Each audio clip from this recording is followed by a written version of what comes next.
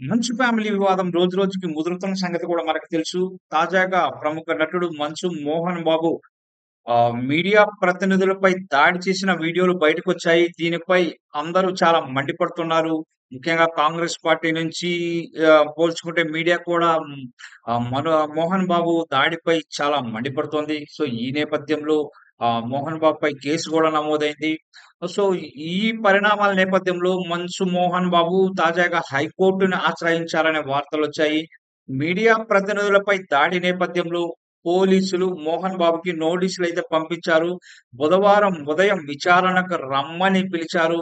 దీంతో పోలీసులు జారీ చేసిన నోటీసుల్ని సవాల్ చేస్తూ మోహన్ బాబు హైకోర్టులో లంచ్ మోషన్ పిటిషన్ అయితే దాఖలు చేశారు.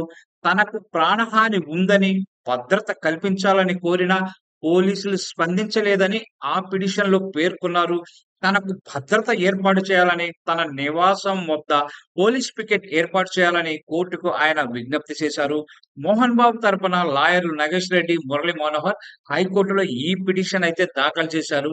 జల్పల్లిలోని మంచు ఫ్యామిలీ ఫార్మ్ హౌస్ వద్ద మోహన్ బాబు మీడియా ప్రతినిధులపై దాడి చేసిన వీడియో సోషల్ మీడియాలో వైరల్‌గా మారిన సంగతి కూడా తెలుసు. అది నిన్న జరిగింది. దీనిపై మండిపడ్డ జర్నలిస్టు సంఘాలు మోహన్ బాబుపై పోలీసులకు ఫిర్యాదయితే చేశాయి. పహాడీ షరీఫ్ పోలీసులు బిఎన్ఎస్ 118 సెక్షన్ కింద కేసు నమోదు చేశారు.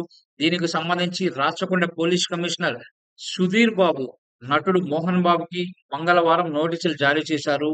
ఈ రోజు ఉదయం 10:30 గంటలకు రాచకొండ కమిషనరేట్‌లో విచారణకు రావాలని అందులో పేర్కొన్నారు.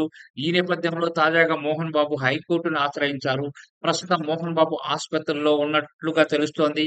హై బీపీతో బాధపడుతూ ఆయన ఆసుపత్రిలో చేరినట్టుగా వార్తలు వస్తున్నాయి. దీనికి సంబంధించిన వీడియో కూడా బయటకొచ్చింది. మరి హైకోర్టు ఈ పిటిషన్ స్వీకరిస్తుందా? స్వీకరిస్తే విచారణకి ఎప్పుడు వస్తుందనేది మనం చూడాల్సి ఉంది.